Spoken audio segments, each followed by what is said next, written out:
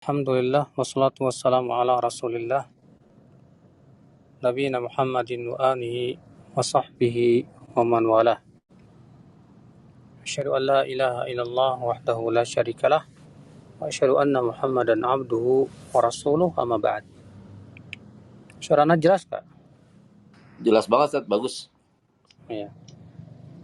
Tapi sekarang kita masuk ke al-mas'alatus sabi'ah, masalah yang ketujuh, ma yajibu lahul wudu. Apa saja yang diwajibkan untuk berwudu? Artinya wudu itu diwajibkan untuk apa aja?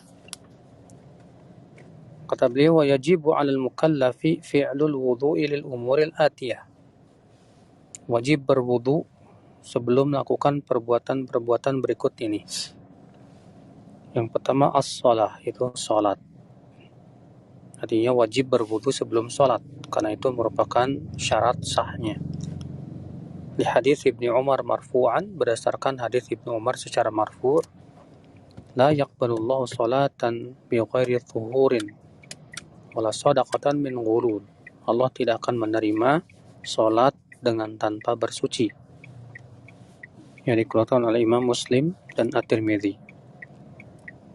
Yang kedua, yaitu wajib berwudu untuk tawaf di Ka'bah atas pendapat jumhur ulama. Ya, baik itu tawaf wajib maupun tawaf sunnah. Ini berdasarkan perbuatan Nabi SAW bahwa beliau berwudu sebelum bertawaf. Ya, demikian pula sabda Nabi SAW, at-tawaf fil baiti shalah. Tawaf di Ka'bah itu adalah salat. Illa anna Allah ahaba fihil kalam, akan tetapi Allah membolehkan padanya berbicara. Yang dikeluarkan oleh Imam Ibnu Hibban dan Al-Hakim. Namun diikhtilafkan para ulama apakah ini dari sabda Nabi atau dari perkataan Ibnu Abbas. Ya, yang dirajihkan oleh Syekhul Islam Taimiyah bahwa ini dari perkataan Ibnu Abbas, bukan dari sabda Nabi sallallahu alaihi wasallam. Waliman il-ha'id min at-tawaf hatta tathur, dan juga dikarenakan Nabi melarang wanita haid untuk tawaf sampai ia bersuci, sampai ia mandi, dia telah suci dari haidnya. Ya, ini hujjah jumhur yang menunjukkan bahwasanya wajib berwudu untuk tawaf. Sementara Imam Abu Hanifah berpendapat tidak wajib wudu untuk tawaf. Adapun perbuatan Nabi tidak menunjukkan kepada wajib. Bahkan kata Syekhul Islam Taimiyah bahwa Nabi SAW ketika haji bersama orang yang sangat banyak, yang haji bersama Nabi waktu itu ada 100.000 sahabat. Ya, ada 100.000 orang yang ikut. Namun tidak ada satupun perintah dari Nabi SAW ya untuk berwudu ketika hendak tawaf. Ya, dan juga dikarenakan kalaulah sejumlah itu yang sangat banyak harus berwudu terlebih dahulu, dan saat itu kan air sangat minim sekali, tentu ini menyusahkan, kata beliau. Ya, wallahu a'lam. Yang lebih hati-hati tentu kita berwudu terlebih dahulu ya untuk tawaf. Kemudian yang ketiga mashul mushaf ya bibasyaratihi bila hail, yaitu wajib berwudu bagi mereka yang ingin memegang mushaf secara langsung tanpa ada perantara, berdasarkan firman Allah, la yamassuhu illal mutahharun, tidak ada yang memegangnya kecuali orang-orang yang disucikan. Ya, juga sabda Nabi SAW, la yamassul Qur'an illa tahir, tidak boleh ada yang memegang Al-Quran kecuali orang yang suci. Ini pendapat jumhur. Ya, dan ini pendapat banyak para sahabat Nabi SAW seperti Salman Al-Farisi, di mana beliau tidak mau memegang mushaf dalam keadaan berhadas. Ya, dan disebutkan bahwa tidak ada yang menyelisih dari kalangan sahabat yang lain. Ya, maka kita berusaha untuk tidak memegang mushaf ya, dalam keadaan tidak di atas kesucian. Disebut mushaf kalau semuanya adalah Al-Quran. Adapun kalau Quran terjemah maka itu tidak disebut mushaf. Ya. Demikian pula yang file yang ada di HP, aplikasi Al-Quran yang ada di HP juga tidak disebut mushaf. Maka kalau kita membaca Al-Quran ya dalam keadaan berhadas dengan melalui HP, maka tidak apa-apa. Nah, ini 3 perkara yang dipandang kuat. Adapun yang pertama itu ijma' seluruh ulama, adapun yang kedua dan yang ketiga ini khilafiyah, masalah yang diikhtilafkan oleh para ulama, namun penulis buku merajihkan bahwa itu hukumnya wajib. Kemudian al-mas'alatu tsaminah, masalah yang ke-8, ma yustahabbu lahul wudu, yaitu apa saja yang disunahkan untuk kita berwudu. Yustahabbul wudu wa yundabu fil ahwalit taliyati, disunahkan berwudu di keadaan-keadaan berikut. Yang pertama, inda dzikrillah ta'ala wa qiraatil Qur'an, ketika hendak berzikir kepada Allah dan membaca Al-Quran. Kenapa? Karena Nabi SAW bersabda, inni karihtu an adhkurallah ala ghairi tuhrin, aku tidak suka berzikir kepada Allah dalam keadaan tidak di atas kesucian. Juga dikarenakan Nabi SAW pernah ada orang yang mengucapkan salam, maka Nabi SAW segera bertayamum dan kemudian setelah itu menjawab salam karena jauh dari air saat itu. Sampai Nabi SAW mau menjawab salam saja, beliau bertayamum dahulu. Itu menunjukkan bahwa disunnahkan kita berwudu untuk yang sifatnya zikir kepada Allah. Demikian pula membaca Al-Quran. Yang kedua, inda kulli shalah, sunnahkan berwudu setiap kali mau salat walaupun belum berhadas. Jadi sunnahkan berwudu setiap kali mau salat walaupun belum berhadas. Ini berdasarkan hadis Anas, karena Nabi SAW yatawadda inda kulli shalah, adalah Nabi SAW berwudu setiap kali mau sholat.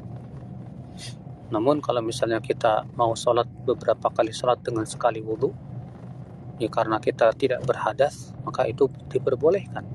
Karena Nabi pernah melakukan hal itu ketika Fatu Makkah. Yang ketiga, yustahabbul wudu lil junub idza arada an ya'uda lil jima' atau arada an-naum awil akal awil syurb. Disunahkan berwudu bagi orang yang junub apabila yang pertama ingin mengulangi jima'nya, atau yang kedua ingin tidur, atau yang ketiga ingin makan atau minum. Jadi orang junub kalau dia mau mengulangi jima'nya disunahkan berwudu dulu. Atau dia mau tidur misalnya setelah jima' itu maka disunahkan berwudu dulu, atau makan dan minum.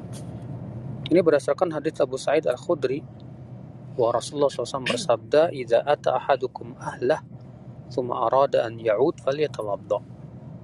Apabila salah seorang dari kalian mendatangi istrinya kemudian ingin mengulangi kembali, maka hendaklah ia berwudu. Dikeluarkan oleh Muslim. Demikian pula dalam hadis Aisyah radhiyallahu anha, anna Rasulullah SAW kana idza arada an yanam wa huwa junub tawadda'a wudu'ahu lis-shalah qabla an yanam. Bahwasanya Rasulullah SAW apabila ingin tidur dalam keadaan junub, maka beliau berwudu dulu seperti wudunya untuk sholat. Dalam satu ayat yang lain beliau mencuci kemaluannya lalu berwudu seperti wudunya untuk sholat sebelum beliau tidur. Dan dalam ayat yang lain juga yang dikeluarkan oleh Imam Muslim, apabila beliau mau makan atau minum. Yang keempat, al-wudu qabla al-ghusl, sunahkan berwudu sebelum mandi, terutama mandi janabat. Ini berdasarkan hadis Aisyah radhiyallahu anha, ia berkata adalah Rasulullah SAW apabila hendak mandi janabat, beliau memulai dengan mencuci dua tangannya. Kemudian beliau menuangkan dengan tangan kanannya ke tangan kirinya, lalu mencuci kemaluannya. Kemudian beliau berwudu seperti wudunya untuk sholat. Dikeluarkan oleh Imam Muslim. Yang kelima, ingdan naum, ketika hendak tidur walaupun dia tidak junub. Berdasarkan hadis Al-Bara' bin Azib, ia berkata Rasulullah SAW bersabda, "Idza ataita mabja'aka fatawadda' wudu'aka lis-shalah thumma ittaji' 'ala shiqqika al-ayman. Ya, apabila kamu mau mendatangi tempat tidurmu, maka berwudu'lah seperti wudu'mu untuk sholat. Kemudian berbaringlah di atas rusuk kananmu. Ya. Ini dia perkara yang disunahkan untuk berwudu. Demikian. Nah, semoga bermanfaat. Wabillahi taufik. Ya, silakan. Kalau ada yang bertanya. Baik Ustaz, jazakumullah khairan atas waktu dan ilmunya di antara perjalanan antum. Dan teman-teman sekalian, kita masuk ke sesi tanya jawab. Bagi yang ingin bertanya, silakan menekan tombol raise hand-nya dan atau bisa menuliskan di kolom back channel. Baik, kita coba untuk menaikkan beberapa penanya. Mohon bersabar sebentar untuk diatur teman-teman. Ya, silakan Cakra bertanya, satu pertanyaan singkat dan padat kepada Ustaz Nandano. Ana boleh nanya di luar tema nggak Ustaz? Silakan. Bagaimana hukumnya seseorang wali jika menikahkan anaknya yang di luar nikah, Ustaz? Menikahkan anaknya yang berzina maksudnya ya? Apakah sah? Enggak, Ustaz. Maksud saya anaknya dari hasil zina, apakah sah dia menikahkan anaknya itu? Dia sebagai walinya gitu. Tidak sah. Karena itu bukan anaknya. Ibu anak itu bukan Walaupun anaknya. dia sudah menikah. Ya, jadi kalau anaknya dia itu adalah anak hasil zina, maka bapaknya tidak sah untuk menjadi walinya. Yang menjadi walinya adalah wali hakim. Demikian. Baik, Ustaz, jazakumullah khairan atas jawabannya. Dan selanjutnya Pak Saleh, tafadhol langsung bertanya kepada Ustaz. Ya. Alhamdulillah, syukran Bang Zul. Assalamualaikum warahmatullahi wabarakatuh Ustaz. Semoga Ustaz, kita semua dan kaum muslimin diberikan kebaikan dan keselamatan di dunia dan di akhirat. Amin. Ustaz, kalau kita selalu menjaga wudhu, jadi kalau itu batal kita wudhu lagi begitu, apakah itu sunnah atau lebih utama begitu? Syukran, jazakallahu khair, barakallahu fikum. Iya, itu sunnah. Menjaga wudhu setiap kali berhadas lalu kita berwudhu itu sunnah. Berdasarkan hadis Bilal, Rasulullah bersabda kepadanya, "Ya Bilal, bima sabaqtani ilal jannah." Hai Bilal, dengan apa engkau mendahuluiku ke surga? Iya. Kata Bilal, ya Rasulullah, wahai Rasulullah, ma ahdatsu hadatsan qat illa tawadda'tu 'inda wa sallaitu bihi raka'atain. Wahai Rasulullah, tidaklah aku berhadas kecuali aku berwudu lalu aku salat 2 rakaat. Kata Rasulullah, bihima, dengan itu kamu masuk surga. Hadisnya sahih riwayat Muslim. Nah, Syukran, jazakallahu khair, barakallahu fikum. Ya, Fik, barakallah. Terima kasih atas pertanyaannya, Pak Saleh. Dan selanjutnya, Ukhti Yumiati, tafadhol. Langsung bertanya kepada Ustaz, satu pertanyaan singkat dan padat. Dan jangan lupa untuk tidak melembutkan suaranya ya. Bismillah, Assalamualaikum warahmatullahi wabarakatuh. Ustadz, tadi kalau perbuatan yang wajib wudhu, salah satunya adalah memegang mushaf ya. Kalau sholat itu kan tidak wudhu, sholatnya tidak diterima. Nah kalau mushaf misalnya, kalau kita tidak wudhu, memegang itu bagaimana jadi hukumnya Ustadz? atas pendapat yang mengatakan wajib berwudu ketika hendak memegang mushaf, lalu ternyata kita memegang mushaf dalam keadaan tidak berwudu, maka itu hukumnya berdosa. Ya, hukumnya berdosa kalau kita membaca Al-Quran, ya, maka kita tetap dapat pahala, tapi kita berdosa kalau kita memegang mushaf. Ini atas pendapat yang mengatakan wajib ya. Adapun atas pendapat yang mengatakan tidak wajib memegang mushaf harus berwudu, maka tidak berdosa. Tapi dia melakukan sesuatu yang dimakruhkan saja. Allahu a'lam. Syukran, jazakallahu khair.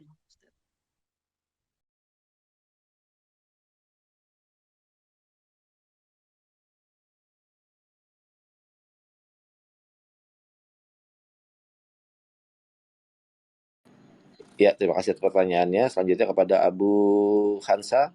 Tafadhol untuk bertanya kepada Ustaz satu pertanyaan singkat dan padat ya. Sebelum Bang, Assalamualaikum warahmatullahi wabarakatuh Ustaz. Warahmatullahi wabarakatuh. Ini anak mau bertanya Ustaz, kalau kita mengambil wudhu itu kan sunnahnya 3 kali Ustaz ya. Kalau misalnya sekali itu kita berwudhu, gimana Ustaz? Sah apa enggak sholatnya Ustaz? Sebelum Ustaz jadi khair. Assalamualaikum warahmatullahi wabarakatuh. Kalau kita berwudu, mencuci anggota wudu 3 kali. Kalau sekali aja boleh. Karena Nabi juga pernah melakukan itu. Karena itu batasan yang paling rendah. Dalam riwayat Bukhari disebutkan bahwa Nabi SAW tawaddu'a marrah. Nabi SAW pernah berwudu sekali saja. Demikian. Iya. Barakallahu fiikum Ustaz atas pertanyaannya, atas jawabannya. Abu udah terjawab ya. Dan selanjutnya. Bang, sebelum Bang. Baik, sama-sama. Terima kasih atas pertanyaannya. Kepada Bang Otoh, tafadhol. Assalamualaikum warahmatullahi wabarakatuh. Semoga sehat selalu Bang Zul, Ustadz, dan diberikan keberkahan atas ilmunya. Afwan Ustadz, Ana izin bertanya di luar tema terkait cincin Ustadz, tentang hadis yang dilarangnya menggunakan cincin di jari tengah dan telunjuk. Apakah itu khusus untuk laki-laki saja Ustadz? Syukron. Iya, hadis pertama hadis yang melarang itu hadis yang sahih atau hasan ya. Hadis yang hasan. Biasanya kalau Syekh Al-Albani rahimahullah. Yang kedua, apakah itu khusus untuk laki-laki? Kalau melihat lafadznya sih tidak ada pengkhususan ya. Maka untuk wanita ya demikian pula untuk tidak memakainya di jari itu. Namun yang saya pernah baca, sebagian ulama mengatakan itu khusus laki-laki. Wallahu a'lam. Nanti saya coba rujuk lagi ya. Nah. Syukron Ustadz, jazakallah khair. Jazakallah khairan. Terima kasih Bang Oto atas pertanyaannya. Dan selanjutnya kepada Khuzaimah. Tafadhol bertanya kepada Ustadz dan jangan lupa untuk tidak melembutkan suaranya. Assalamualaikum warahmatullahi wabarakatuh Ustaz. Pertanyaan saya, ya. Apakah wanita haid itu boleh menyentuh dan membaca Al-Quran terjemahan Ustaz tanpa menggunakan sarung tangan? Demikian Ustaz. Quran terjemah bukanlah mushaf. Maka atas dasar itu boleh wanita haid untuk menyentuh dengan tangannya secara langsung ya, ketika dia membaca Quran terjemah tersebut. Karena yang diharamkan oleh para ulama adalah memegang mushaf. Dan disebut mushaf itu kalau seluruhnya Al-Quran. Adapun kalau itu terjemah, maka itu tidak disebut mushaf. Demikian pula aplikasi yang ada di HP pun tidak disebut mushaf kata para ulama. Ya, jadi wanita haid membaca Al-Quran melalui HP. Nah.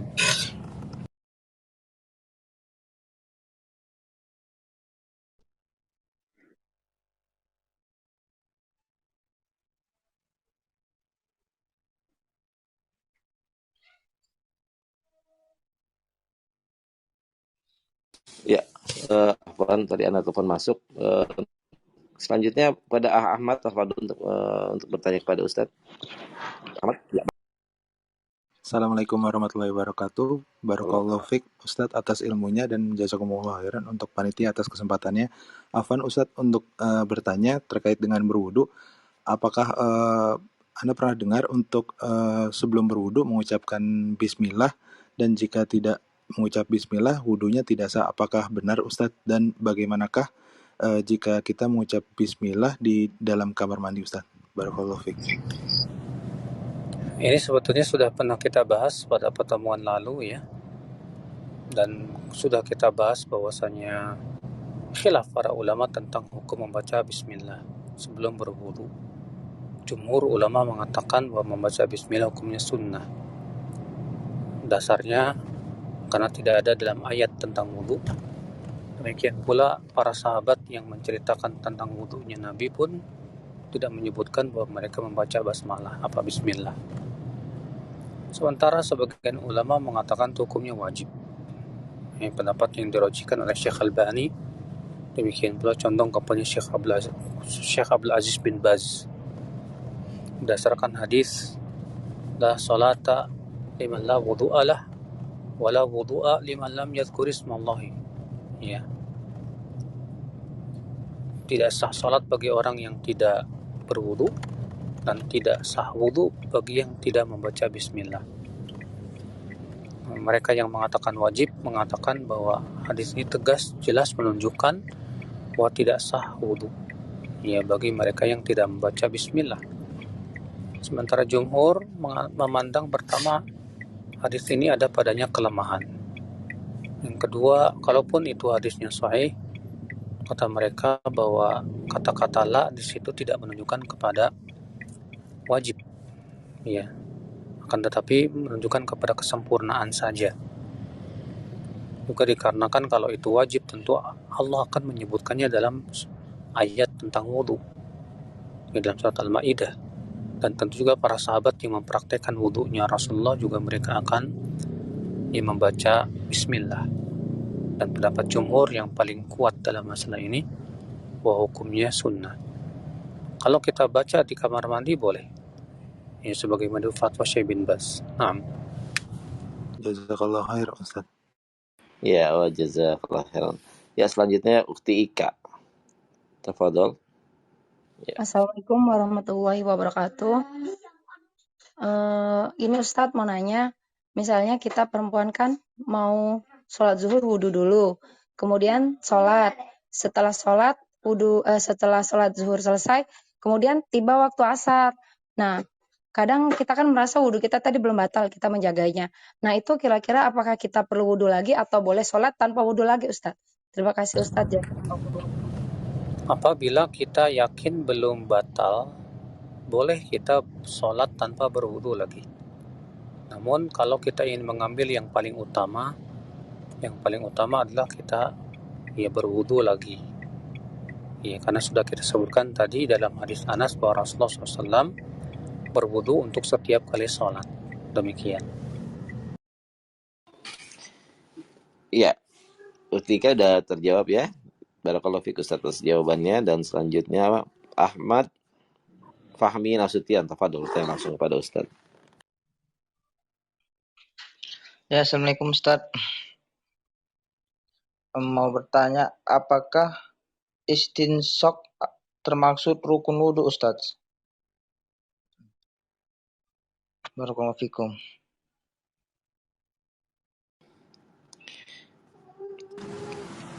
Istinsyaq, ya, terjadi ikhtilaf para ulama apakah istinsyaq itu hukumnya wajib atau hukumnya sunnah. Jumhur ulama berpendapat bahwa istinsyaq itu hukumnya sunnah saja. Ya, kenapa? Sebagian ulama mengatakan bahwa istinsyaq itu hukumnya sunnah. Alasannya karena tidak disebutkan dalam ayat wudu. Allah hanya mengatakan bahwasannya cukup mencuci wajah. Namun Imam Ahmad berpendapat itu hukumnya wajib. Kenapa? Karena hidung dan mulut termasuk wajah. Juga dikarenakan Nabi SAW memerintahkannya. Dan Nabi pun juga tidak pernah sekalipun dalam berwudu meninggalkannya. Maka itu hukumnya wajib, dan ini pendapat yang paling kuat bahwa istinsyaq itu hukumnya wajib. Allahu a'lam. Ya, Pak Ahmad sudah terjawab ya. Ya, oke. Jazakallahu khair Ustaz. Jazakallah khairan. Terima kasih atas pertanyaannya. Dan selanjutnya kepada Ukti Besa. Tafadhol, tolong hidupkan mic-nya. Jazakallah khairan. Assalamualaikum warahmatullahi wabarakatuh. Semoga Allah menjaga Ustadz dan merahmati Ustadz keluarga juga dan juga umat muslim seluruhnya. Pertanyaan Ana Ustadz, afwan kalau di luar tema, terkait ujian anak untuk pelajaran akhir sekolah, ada praktek untuk membacakan niat sholat. Bagaimana pendapat Ustadz mengenai ini? Apakah Ana harus mengajarkannya atau minta untuk digantikan dengan tugas lainnya? Jazakallah khairan Ustaz. Mohon diulang Ibu, tapi saya sedikit ada kesibukan. Iya, afwan Ustaz. Jadi ada terkait praktek sholat untuk ujian anak sekolah, Ustadz, yaitu membaca niat sholat untuk kelima sholat wajib. Apakah harus mengajarkannya kepada anak-anak? Apakah digantikan dengan tugas lainnya? Mohon nasihatnya, Ustadz. Assalamualaikum warahmatullahi wabarakatuh. Niat sholat tidak ada lafadznya yang diajarkan oleh Rasulullah SAW. Dan Rasulullah pun tidak pernah mengajarkan untuk melafadzkan niat. Tidak pula para sahabat, tidak pula para tabi'in, tidak pula para tabi'ut tabi'in. Maka melafadzkan niat sholat termasuk perkara yang diada-adakan. Maka dari itu, ya, tidak dianjurkan untuk mengajarkan kepada anak lafadz-lafadz niat. Cukup mengajarkan kepada anak, ya, supaya berniat dengan hatinya.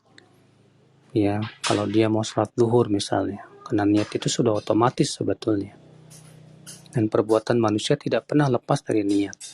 Bahkan kalau misalnya kita disuruh untuk melakukan perbuatan tanpa niat, tentu itu sesuatu yang sulit sekali, bahkan mustahil untuk kita lakukan. Iya, demikian. Nah. Ustadz, seperti tadi pertanyaannya ini, Ustadz, apa namanya, si ibu ini, dia tuh tentang niat wudhu gitu. Nah, sementara kan niat wudhu itu tidak dilafadzkan.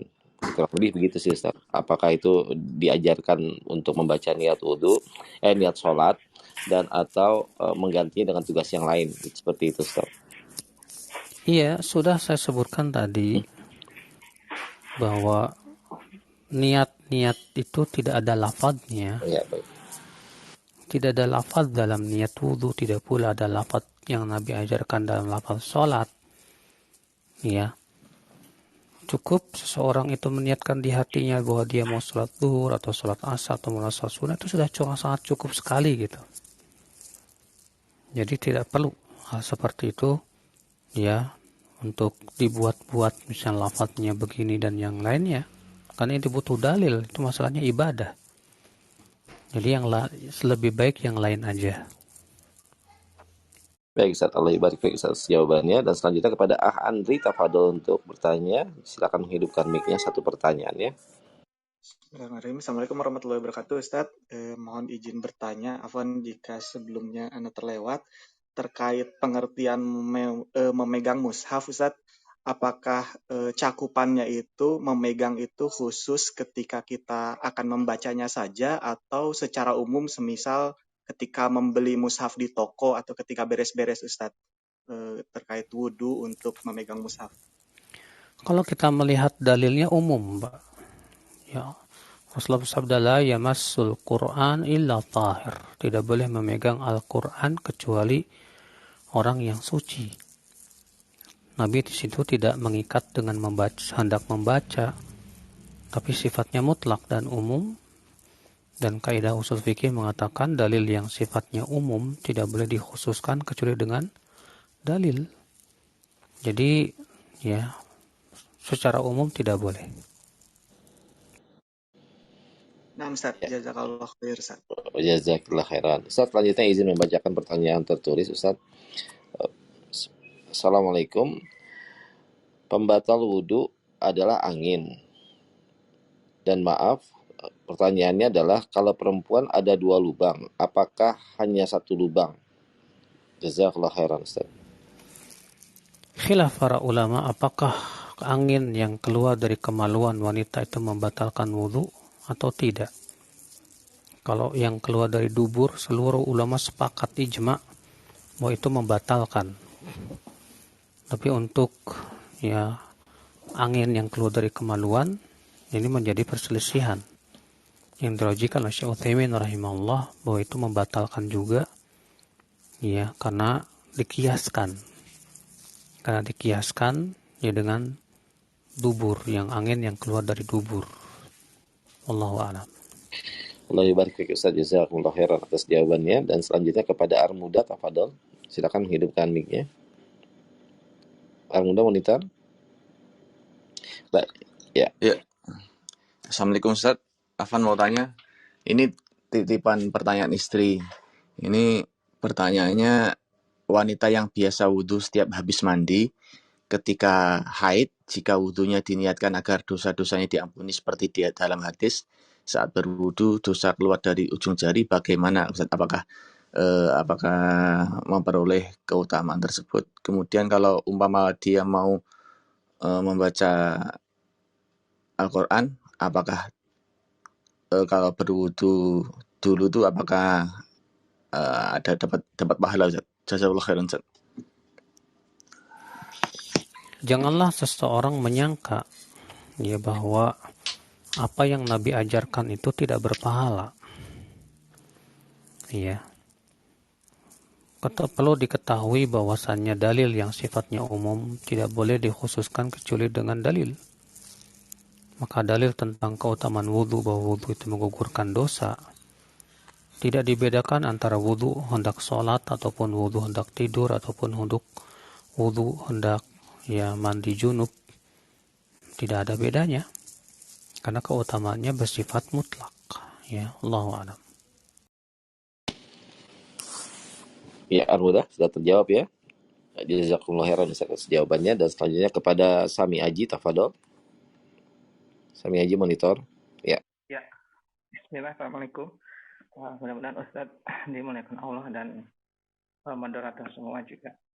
Begini Ustaz, terkait misalkan wanita yang sedang haid, apakah boleh membaca Al-Quran, kemudian apakah lebih baik dengan membaca dari mushaf Al-Quran atau misalkan dari HP yang ada terjemahannya. Kemudian maaf yang kedua Ustadz, bagaimana pahala membaca yang dari mushaf Al-Quran dengan membaca yang misalkan dari Al-Quran yang ada di HP, apakah pahalanya sama? Demikian. Assalamualaikum warahmatullahi wabarakatuh.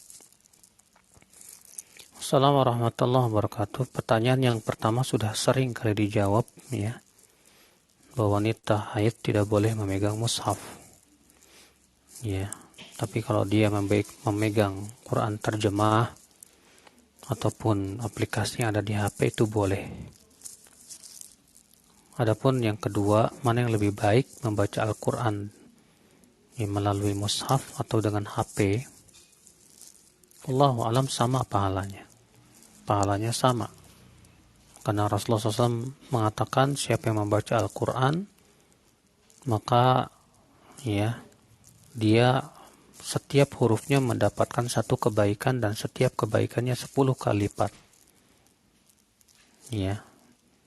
Di situ Rasulullah memutlakkan bahwa membaca Al-Quran itu setiap hurufnya dihitung 10. Maka dari itu tidak ada bedanya dalam hal ini membaca melalui mushaf maupun melalui HP. Ya. Namun kalau misalnya kita membaca Al-Quran melalui HP itu lebih ikhlas. Dalam artian tidak ada orang yang tahu ya kalau dia sedang baca Al-Quran, sehingga keikhlasannya lebih terjaga. Itu tentu lebih baik. Ya. Allahu a'lam. Ya Allah ibarik Ustaz atas jawabannya. Dan satu pertanyaan terakhir Ustaz dari Zul. Tafadhol, Zul menghidupkan mic-nya. Assalamualaikum, Afwan Ustaz. Apakah termasuk uzur untuk meninggalkan uzur untuk tidak sholat berjamaah bagi laki-laki yang sedang di jalan, misalnya di kendaraan terus mendengar azan, apakah dia boleh mengakhirkan sholatnya di rumah pada sedang di jalan maksudnya gimana Bu? Misalnya mau pergi ke toko gitu, ada urusan terus azan gitu, apakah harus menjawab harus menepi dulu di masjid atau boleh menyelesaikan urusan terus sholat di rumah? Apakah termasuk uzur meninggalkan sholat berjamaah yang seperti itu? Pertama, kalau dia pergi dalam rangka safar, maka musafir tidak wajib sholat berjamaah. Ya, musafir tidak wajib sholat berjamaah dengan ijma' para ulama. Namun kalau dia berjamaah itu lebih utama. Adapun kalau misalnya dia pergi misalnya dia pergi ya ada kebutuhan ya, maka mana yang lebih baik? Apakah dia termasuk uzur untuk tidak sholat berjamaah di masjid, ya, atau boleh dia mendahulukan kebutuhannya terlebih dahulu baru kemudian sholat berjamaah di masjid, ya, baru sholat sendiri misalnya di rumah misalnya. Pertama, selama dia mampu untuk bisa minggir ke masjid, ya, maka dia berusahalah semaksimal mungkin untuk mendahulukan itu. Ya. Kenapa demikian? Karena seorang laki-laki sangat ditekankan, bahkan ya pendapat yang rajih, pendapat Imam Ahmad, wajib laki-laki untuk berjamaah di masjid. Tapi kalau itu sesuatu yang sulit buat dia, kaidah mengatakan al-masyaqqah tajlibut taisir. Sesuatu yang sulit itu mendatangkan kemudahan. Wallahu a'lam.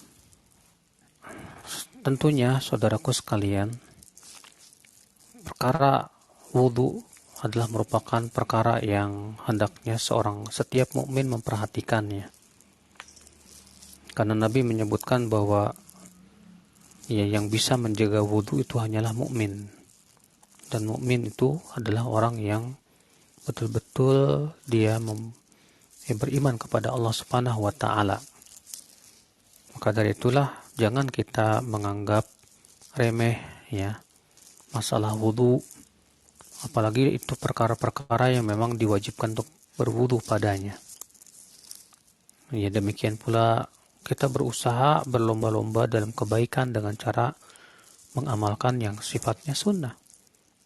Ya, karena sesuatu yang sunnah itu semakin menambah pahala kita di sisi Allah.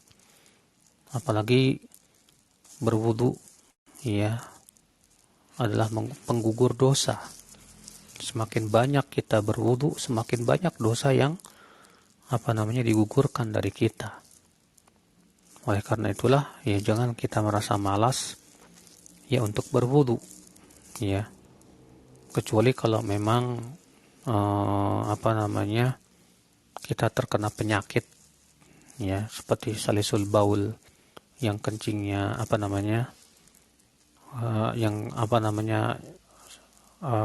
terkena penyakit, misalnya perutnya kentut terus misalnya.